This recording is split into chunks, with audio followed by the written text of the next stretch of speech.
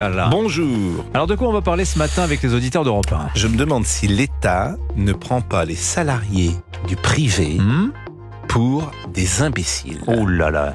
Parce que vous savez par exemple que les retraites du privé sont équilibrées et ils veulent Absolument. mettre la main sur Agir Carco. Elles sont non seulement équilibrées, mais en plus... Elles sont, oui, positives. Bon. Il y a Et beaucoup que de le réserves. problème, c'est effectivement la retraite des fonctionnaires. Bon, et on demande au privé de combler la retraite des fonctionnaires. Et quand il y a eu la réforme des retraites, on a à peine touché au secteur public et c'est évidemment le secteur privé qui trinque.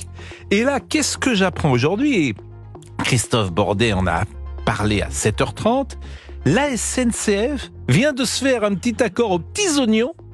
On apprend que, en fait, la réforme des retraites ne sert à rien pour les conducteurs, puisqu'ils pourront entamer une cessation anticipée d'activité 30 mois avant leur retraite, avec 15 mois travaillés rémunérés à 100% et 15 mois non travaillés rémunérés à 75%. C'est-à-dire que, en fait, à la SNCF, la réforme de la retraite, elle est à la poubelle. Oui. Je ne sais pas si vous avez vu aussi... Je trouve ça sidérant. Je ne peux pas vous dire autre chose. Ce pays est sidérant. Avez-vous vu à la une de l'opinion également, Oui. on apprend que le système des retraites complémentaires des fonctionnaires est déficitaire. Eh ben, on comble sur le budget des ministères.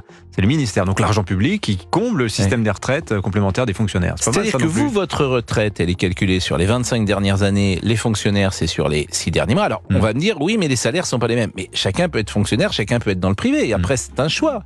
Le privé, vous n'êtes pas sûr d'être là l'année prochaine. Mais c'est pas la C'est solidarité pas une nationale information aussi, que je donne, bien sûr. Pascal. Mais comment? C'est pas la solidarité nationale aussi, si vous avez d'un côté un régime qui est déficitaire. Mais si, je vous écoute, mais je vous contredis un peu.